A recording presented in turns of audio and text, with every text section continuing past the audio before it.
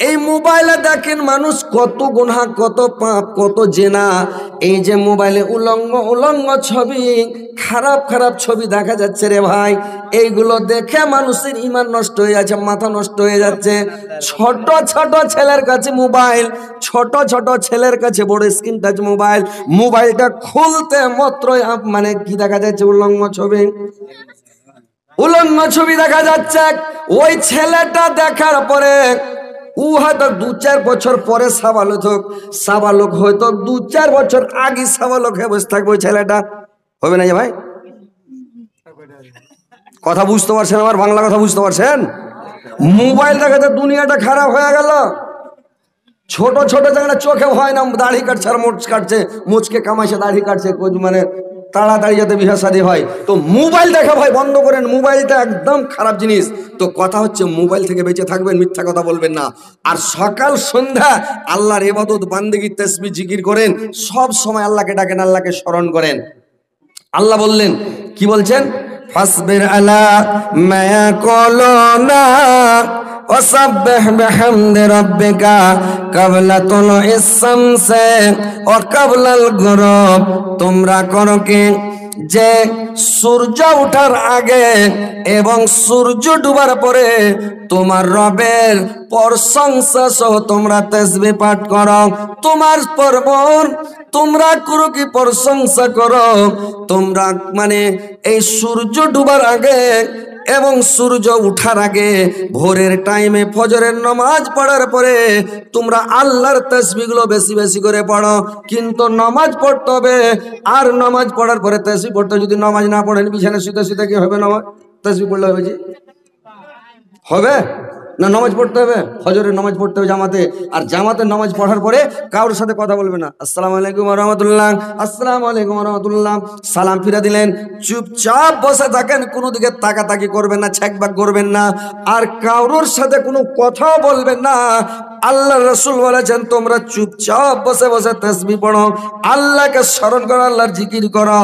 যে ব্যক্তি প্রত্যেক দিন ফজরের নামাজ পড়ার পরে 7 বার বলে দিবে আল্লাহুম্মা আজিরনি মিনান নার, আল্লাহুম্মা আজিরনি মিনান নার, আল্লাহুম্মা আজিরনি মিনান নার, 7 বার যদি বলে দেয়, আল্লাহর রাসূল বলেছেন ওই লোকটা যদি দিনের মধ্যে মারা যায়, ফজরের নামাজ পড়ে দোয়াটা পড়েছে, ওই দিনে মাগরিবের আগে আগে যদি লোকটা মারা যায়, সারা দিন জাহান্নাম আল্লাহর কাছে দোয়া করবে, আল্লাহ গো তোমার ওই বান্দাটাকে আল্লাহ আমার কাছে আনিও না, আল্লাহ তুমি আমার থেকে দূরে রাখো, আল্লাহ তুমি সরিয়ে রাখো, আমার কাছ থেকে দূরে রাখো, আল্লাহ আমার কাছে আনিও না।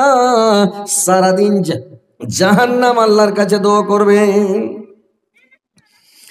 আর 3 বার আপনাকে বলতে হবে আল্লাহুম্মা ইন্নী আসআলুকাল জান্নাত, আল্লাহুম্মা ইন্নী আসআলুকাল জান্নাত, আল্লাহুম্মা ইন্নী আসআলুকাল জান্নাত। 3 বার যদি বলে দেন ফজরের নামাজ পড়ার পরে সূর্য ওঠার আগে আগে, আল্লাহর রাসূল বলেছেন ওই লোকটার জন্য জান্নাত সারাদিন দোয়া করবে। আল্লাহ ওই লোকটা যদি মারা যায়, আল্লাহ ওই জান্নাত বলবে আল্লাহ তোমার ওই বান্দাটাকে তাড়াতাড়ি আমার পেটে প্রবেশ করাও, আমার ভিতরে প্রবেশ করাও, আল্লাহ তুমি আমার ভিতরে প্রবেশ করাও। জান্নাত বলবে আমার কাছে নিয়ে এসো, জাহান্নাম বলবে আমার কাছে আনিও না। ছোট ছোট দোয়া নেকি অনেক হয়, কিন্তু জানেন না। ফজর ওয়াক্তে খালি সালাম ফিরা আসসালামু আলাইকুম উঠে হাঁটলো, মসজিদের বাইরে যে তামুক কয়েছিল ঠটকা টনটনা করে টানা আর নমাজ পড়া ভরসা হয় না, তামুক কয়েছিল ঠোঁটে কহেন এগুলা নমাজি নমাজ হবে না। কোনো তাসবিহ জিকির পড়লে কি আল্লাহর আইন অর্ডার মানলে না কিছু করলে? হ্যাঁ 2-3 জনা মুসল্লি ভোরে জমা হয়ে গেল মসজিদের আগা দিকে, আরে আজকের খবর জানা জি উমুকের বেটি রাত 12টার সময় পারলে গে মসজিদ থেকে আবার ফার্স্টে বিসমিল্লাহ শুরু করছে, ওর বেটি আজ রাতে পারলে গে। আপনার গুজব হয়েছে, গিল্লা হয়েছে, আপনি কেন পরের কেন গুজব করতে যাবেন? বের হলেন সুবহানাল্লাহ 33 বার, আলহামদুলিল্লাহ 33 বার, আল্লাহু আকবার 34 বার, আপনি পড়েন না, আপনি তাসবিহ জিকির কিছু জানেন, আল্লাহ আল্লাহ করেন, মসজিদে পশ্চিমে মুখ করে বসে থাকেন, আল্লাহ আল্লাহ করেন, আপনার তাসবিহ জিকির হবে, নেকি পাবেন। কিচ্ছু না জানে চুপচাপ বসে থাকেন, তাও আল্লাহ আপনাকে মানে সওয়াব দিবে, নেকি দিবে। কিন্তু আপনি জিহ্বার হেফাজত করেন। আল্লাহর রাসূল বলেছেন, তুমি দুটা জিনিসের হেফাজত করো, তোমার জান্নাতের জামিনদার আমি। কি দুটা জিনিস জানেন? আল্লাহর রাসূল বলেছেন, দুটা জিনিসের তুমি হেফাজত করো, তোমার জান্নাতের জামিনদার আমি হয়ে গেলাম। এক নাম্বার, মুখের হেফাজত করো। ফহুস কথা বলবে না, অকুত্ত ভাষা বলবে না, তুমি লোকের গুজব গিল্লা করবে না, বদনাম শিকায়ত করবে না। তুমি গুজব থেকে বেঁচে থাকো, গিল্লা থেকে বেঁচে থাকো, পরনিন্দা থেকে বেঁচে থাকো। মুখের হেফাজত করো, বেশি কথা বলো না, বেশি কথা বলতে হবে না, মুখের হেফাজত করো। আল্লাহর রাসূল বললেন, তুমি মুখের এক নম্বরে হেফাজত করো, দুই নম্বরে লজ্জাস্থানের হেফাজত করো। তুমি খালি জেনাতে লিপ্ত হয় না, জেনা থেকে বেঁচে থাকো, তোমার জান্নাতের জামিনদার আমি হয়ে গেলাম। তোমাকে কি করে জান্নাতে নিয়ে যেতে হবে আমি সেটা বুঝবো। তো কথা হচ্ছে ভাই, যে দুটা জিনিসের হেফাজত করবেন। এক নাম্বার, জেনা করবেন না জীবনে, এক নাম্বার। দুই নাম্বার, মুখের হেফাজত করবেন। মুখে লোকের শেকায়ত, বদনাম, গুজব গিল্লা করবেন না, মুখের হেফাজত করেন, ইনশাল্লাহ আপনি জান্নাতে যাবেন, আল্লাহ দিবে জান্নাত আপনাকে। আর মসজিদ থেকে বের হয়ে শুরু করলেন, আপনি তাসবিহ পড়েন। আল্লাহর রাসূল বললেন, জান্নাত তোমার জন্য দোয়া করবে, জাহান্নাম তোমার জন্য দোয়া করবে। তারপরে তুমি করো কি? আউযু বিল্লাহি মিনাশ শাইতানির রাজিম, বিসমিল্লাহির রহমানির রহিম পড়লেন। আর পড়ে নেওয়ার পরে কিলে চলে এসেছেন। পড়ে নেওয়ার পরে রে ভাই, আপনারা কে দেখাচ্ছেন?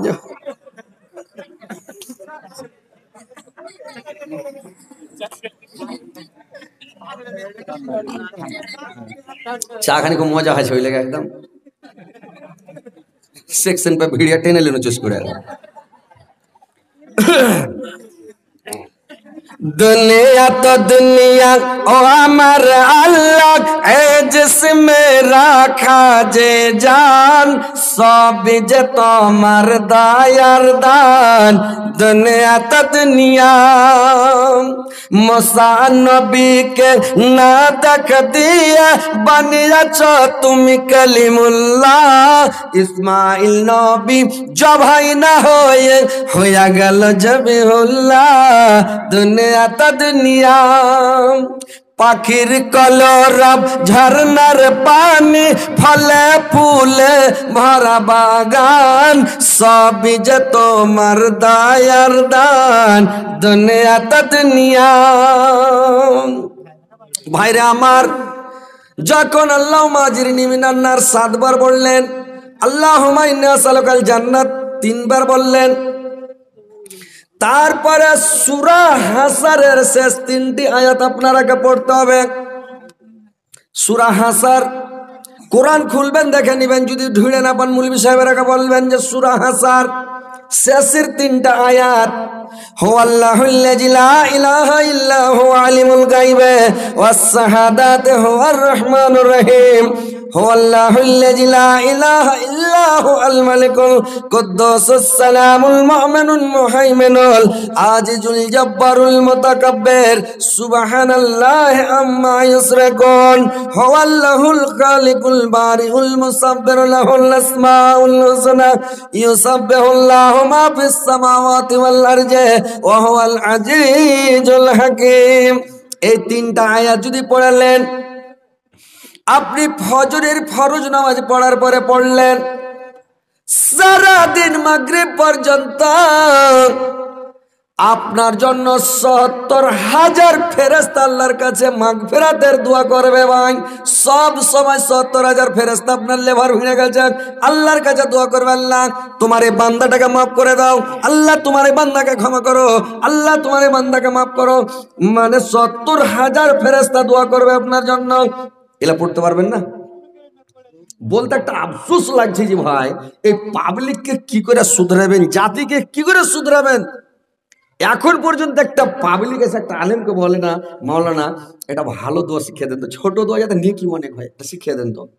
অন্যজন আসবে, আল্লাহর নবীর যুগে আল্লাহর নবীর কাছে সাহাবীরা যেত, হুজুর একটা দোয়া শিখিয়ে দেন যাতে কেউ না জানে, আমি যাবো একলাই। একবার আল্লাহকে ডাকবো, নেকি গাড়ির গাড়ি যাতে পাহাড়ের সমান হয়ে যায় নাকি। আর একজন আসছে হুজুর একটা এমন দোয়া শিখিয়ে দেন যাতে আরো বেশি নাকি হয়। আল্লাহ নবী সবকে শিখিয়ে দিতে লাগলেন। তো কথা হচ্ছে এখন পর্যন্ত পাবলিক এইটা জিজ্ঞাসা করতে আইলো না যে মুল্লি সাহেব দোয়া গালা দু একটা ভালো ভালো শিখিয়ে দেন, তো এইটাও শিখায় না। আরে যেটা মেন দোয়া মেন দোয়া কোনটা? আজকালকার যুবকের মেন দোয়া কোনটা? স্ত্রীর সাথে দেখা হবে তখন ওই দোয়াটা তো শিখতে হবে, না হলে সারাটা জীবন আপনি ছেলে পিলে সব শয়তান উপজে চলে যাবে দোয়া না পড়েন। ওই লোকটা বিয়া শাদিও করে লিছে, তাও মুলবির কাছে আসে না, মুলি সাহেব দোয়াটা শিখিয়ে দেন তো জি। আসছে কি? আসতে হবে, আলেমের কাছে আসেন, বসেন, আলেমকে ভালোবাসেন, দোস্তি করেন, আলেমের কাছ থেকে ভিটামিন টানেন। আলেমেরা তো বলার লেগে বসে আছে। আপনার গ্রামে মুলবি গেলা কি কোন আছে? আলেমগুলো আছে কি করে? বলার জন্য আছে। জান লক করে চা খেলান, মিষ্টি খেলান, বুঝতে পারলেন, একটা বুদ্ধি করে ক্যাপাসিটি করে, খালি বুদ্ধি নিতে হবে। আমাদের মাদ্রাসাতে একটা মুলবি আছে, তো মুলবি আছে তো ও হলো টেলার। ওকে বলছি মুলবি সাহেব একটু টেলারি শিখিয়ে দেন না। ও টেলারি শিখাবে না আমাকে, তো টেলারি শিখাবে না, না শিখাবো না হজরত আলী বেকার, ছাড়ো, 1-1.5 মাস সময় আছে, বছর শেষ, আর কি শিখবে, ছাড়ো। আমি যে শিখাবেন না, না ঠিক আছে চলেন বাজারে চলেন। আমি দাও 2টা সিংহাড়া দাও আর ইস্পাঞ্চের 2টা মিষ্টি বড় বড় দাও, দেন হুঁড়িয়া খেলিয়া ফের লে যা খানি পরে চলেন বাড়ি যেতে মারগে। একবারে মাংস লিয়া দেশি মুরগা একটা জবাই করে হুঁড়িয়া জুত করে ভাত খেলিয়ে দেন। তারপরের দিন ফের মুলি সাহেব মুলি সাহেব সকালে নাস্তা আমার বাড়ি খাবেন, ফের খাসির মাংস দিয়ে দিনও ভাত খেলিয়া 400-500 টাকার পাশে খরচ করেছি। ওই কেছে মুলি সাহেব একটা মেশিন ভাড়া করো। আমাকে বলছে একটা মেশিন ভাড়া করে লেছো। এটা মেশিন ভাড়া করে নিয়ে আসলাম। ভাড়া করে যখন নিয়ে আসলাম একটা মেশিন 125 টাকা মাস, মেলা দিন আগে আর কি, তখন করেছি কি মেশিনটা ভাড়া করে নিয়ে আসলাম। 15 দিনের মধ্যে আমাকে টেলারি শিখিয়ে দিলে, একেবারে কাপড় সেলাই করে একদম দিছি তো ছো করে বুঝলেন, টেলারি শিখে নিলাম। ভিটামিন নিতে গেলে ওকে আগে পটকান খিলান নাকি। মুলবির মুলি সাহেব এটা কহ তো, তোমার চাকর বসে আছে, তোমাকে শিখিয়ে দেবে, এটা দূর থেকে তোমাকে ওর সাথে দোস্তি পাতো, ওকে ইজ্জত করো, সম্মান করো, ওর সাথে একটা সম্পর্ক করো। ভালো লোকের সাথে সম্পর্ক করবেন, কিয়ামতের দিন আপনার হাসার নাসার ওই লোকটার সাথে হবে। একটা ডোম চামারের সাথে করেন, একটা চোর গুন্ডা মাস্তানের সাথে করেন, মাস্তানের সাথে আপনার হাসার নাসার হবে। ওকে 2 লাঠি দেবে, আপনার পাছাতেও 2 লাঠি দেবে, 60,000 বুঝ করেন মাওলানার আগে। যার সাথে আপনার দুনিয়াতে চলাফেরা হবে ওর সাথে হাসার নাসার হবে কিয়ামতের দিন। কি মাওলানা ঠিক আছে কিনা বলেন তো? আলেমকে ভালোবাসেন, আলেমের সাথে দোস্তি করেন, মুলবিদেরকে ভালোবাসেন, আলেমের কাছে যান, দোয়া শিখেন। আপনি তসবিহ জিকির শিখেন, মাওলানা এই তসবিহটা বলেন, এই জিকিরটা বলেন, এটা শিখিয়ে দেন, কোনো একটা ভালো দোয়া শিখিয়ে দেন, ভালো একটা আমল গালা শিখান, এটা আমল করবো, ওটা আমল করবো, নামাজ পড়েন, তসবিহ জিকির করেন, মুলবির কাছে পাশে ঘুরেন, মুলবিকে খিলান। আরে আলেমকে ভালোবাসা মানে নবীকে ভালোবাসা, আলেমের ইজ্জত করা মানে নবীর ইজ্জত করা। ওয়ারিসাতুল আম্বিয়া, আলেম সমাজ হচ্ছে নবীর ওয়ারিস। এখন আর নবী রাসূল আসবেন, আপনারা নবীকে পাবেন, আমরাও পাবো না ভাই। আপনারা কি যদি পেয়ে নিতাম নবীকে, তো আপনারা কি করতেন ইজ্জত আর সম্মান, আমরা যে কি করতাম আল্লাহ ভালো জানে। কিন্তু এখন তো পাবো না ভাই, কিন্তু আপনারা পেয়েছেন আমাদেরকে, আলেমকে, আলেমকে ভালোবাসেন, বুঝতে পারছেন, আলেমের ইজ্জত করেন, সম্মান করেন ভাই। তো কথা হচ্ছে ভাই, এবার 70,000 ফেরেশতা আল্লাহর দরবারে দোয়া করবে, আল্লাহ এই লোকটাকে ক্ষমা করে দাও, এই লোকটাকে মাফ করে দাও। আল্লাহ 70,000 ফেরেশতা যদি বলে, রে ভাই 1,000 লোক যদি একটা কথা বলে এই লোকটা সত্যবাদী, আর একটা ফেরেশতা যদি বলে দেয় আল্লাহ এই লোকটা মিথ্যাবাদী, আল্লাহ ফেরেশতার কথাটা শুনবে, 1,000 লোকের কথা আল্লাহ শুনবে না। তার মানে ফেরেশতারা জীবনে মানে মিথ্যা কথা বলে না। ফেরেশতারা আল্লাহর অর্ডার ছাড়া কোনো কাজও করবে না, কোনো কিছুই করবে না। ও কারণে খেয়াল ভাঙা দোকান করবে না, করবে? ফেরেশতা নামই তো আর ফেরেশতা।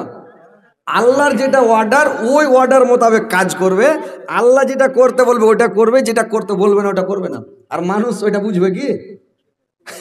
একটা এমনি একটা গায়ের আন পাবলিক যে মাদ্রাসাতে যা ইমাম হয়ে গেছে, ইমাম হয়ে গেছে, খেপা জানে না, সিদ্ধাতে পড়ে মেলাখন লাগিয়ে দিয়েছে, একটা ওস্তাজির খেল যে মরে গেছে নাকি, পাশা দিকে লোক দিয়ে দেওয়া, যেমন লোক দিয়ে দেওয়া তো লাফিয়ে উঠেছে ওকে মাগে। ওর খেলছে কি হলে রে ভাই, ফিলিস্তিন থেকে কেউ বম মেরে দিলেন, পাঁচা দিকে চলে গেল, তো ও লাফিয়ে উঠেছে। সালাম ফিরার পরে ওস্তাজিটাকে 2 চড় পাটা পাটবো, তুই লোককে না বললি, তুই হয়েছে যে তুমি সিদ্ধা আমি বলছি মরে গে, এতক্ষণ লেট করে সিদ্ধ হয়তো পড়া। হ্যাঁ, তো ওইরকম হচ্ছে ব্যাপার। কথা হচ্ছে ভাই, সব জিনিস জানেন শিখেন না তো সব কিছু গুড় মাটি হয়ে যাবে রে ভাই, বুঝতে পারছেন তো ভাই আমার। একটা ফেরেশতা একটা কথা যদি বলে, 1000 লোক যদি একটা কথা বলে, একটা ফেরেশতার কথার দাম আল্লাহ বেশি দিবেন। সেখানে আপনার জন্য ৭৭,০০০ ফেরেশতা দোয়া করবে, আল্লাহ এই লোকটাকে ক্ষমা করো, এই লোকটাকে মাফ করে দাও আল্লাহ। তাহলে ফেরেশতার কথা শুনবে না মানুষের কথা শুনবে কইন তো? কি জি ভাই, ফেরেশতার কথা শুনবে কিনা আল্লাহ কইন তো?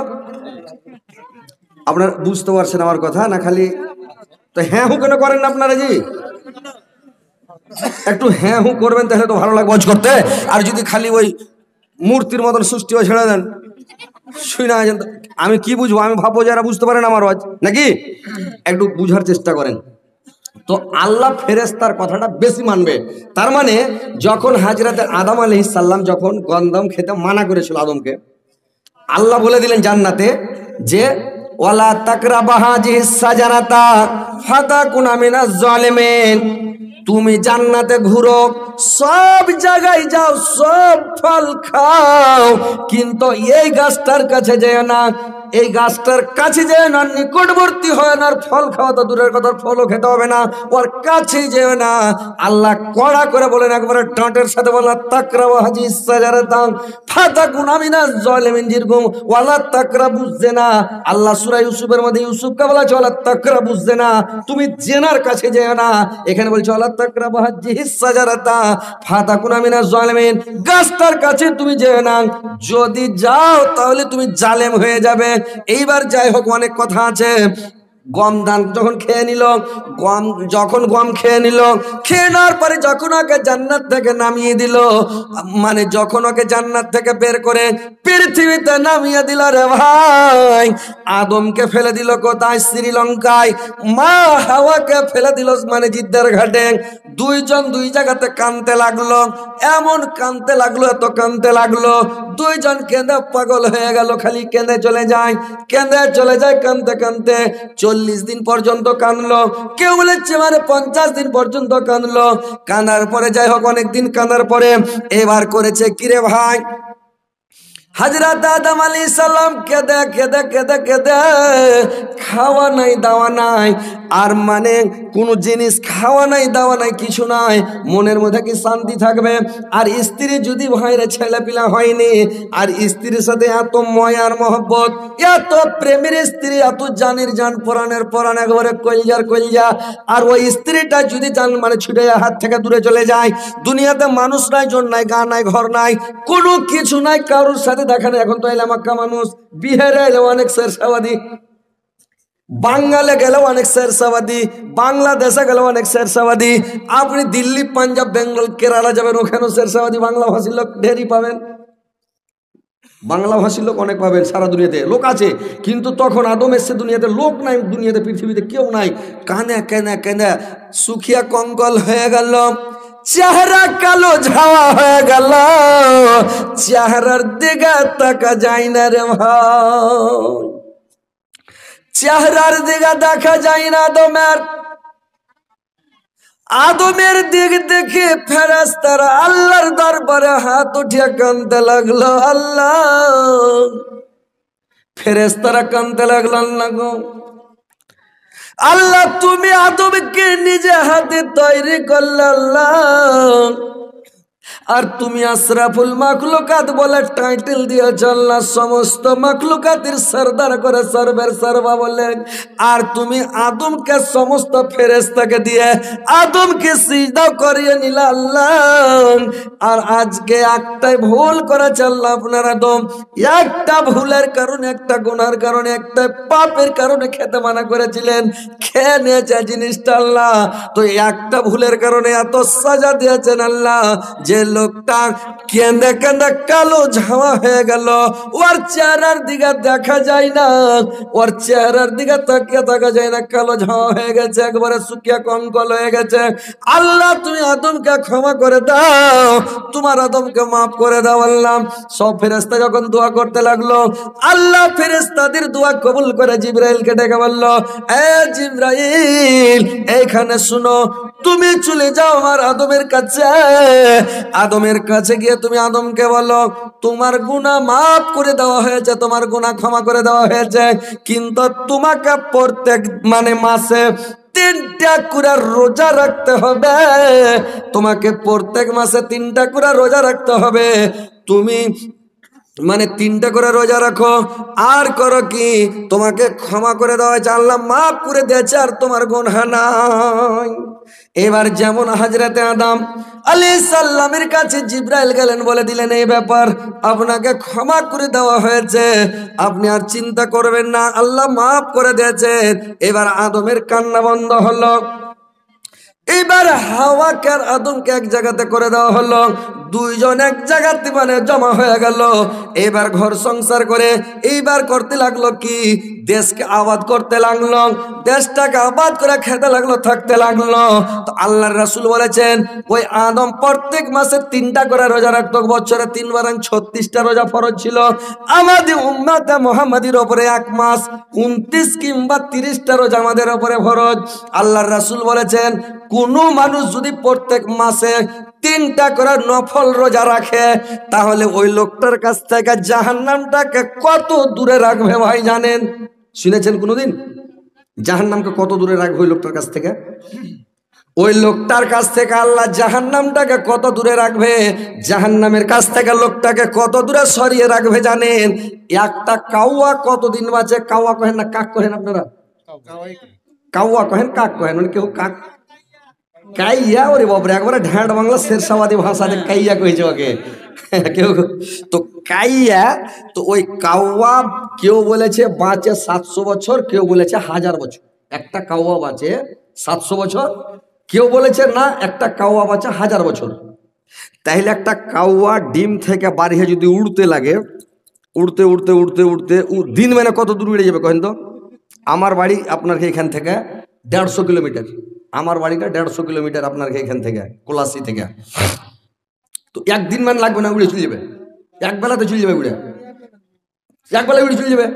তাইলে দিন যাবে, গোটা রাত যাবে, 24 ঘন্টা উড়বে, উড়তে উড়তে 700 বছর, কম করে ধরেন 1000টা বাদ দিয়ে দেন, 700 বছর যদি উড়ে যায় কত দূরে যাবে? যেতে যেতে চলে যাবে। ওই রাশিয়া আছে পৃথিবীর শেষ পরে আর দেশ নাই, রাশিয়া পশ্চিম দিকে।